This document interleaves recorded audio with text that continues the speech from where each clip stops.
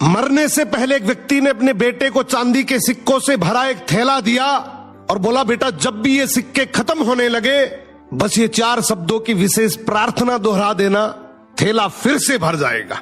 पिता ने बेटे के कान में वो 4 शब्द कहे और सदा के लिए आंखें मूंद ली। वो वर्षों तक उन सिक्कों को खर्च करता रहा।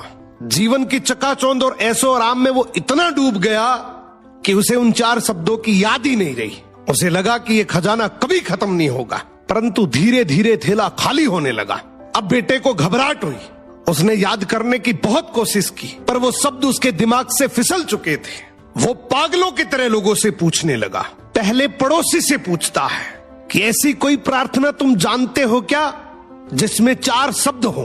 पड़ोसी बोला, हाँ मैं 4 शब्दों की प्रार्थना जानता हूँ, ईश्वर मेरी मदद करो।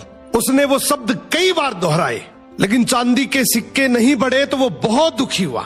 फिर एक धर्मगुरु से मिला। उसने बताया कि ईश्वर तुम महान हो, मगर इसके दोहराने से भी थैला नहीं भरा। फिर वो एक नेता से मिला। उसने मजाक में कहा, जरूर ये होगा, ईश्वर को वोट दो, परंतु कुछ नहीं बदला। वो निराश होकर अपने घर की दहलीज पर बैठ गया। तभी एक भूखा भिखारी उसके द्वार पर आया। लड़के के पास खुद के लिए भी बहुत कम बचा था, फिर भी उसने अपना बचा हुआ भोजन उस भिखारी को दे दिया।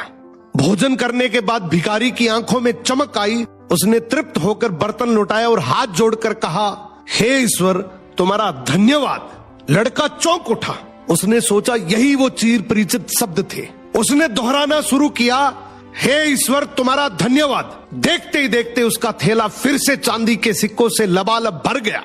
तब उसे समझ आया, जब उसने किसी की मदद की तभी वो प्रार्थना उसे याद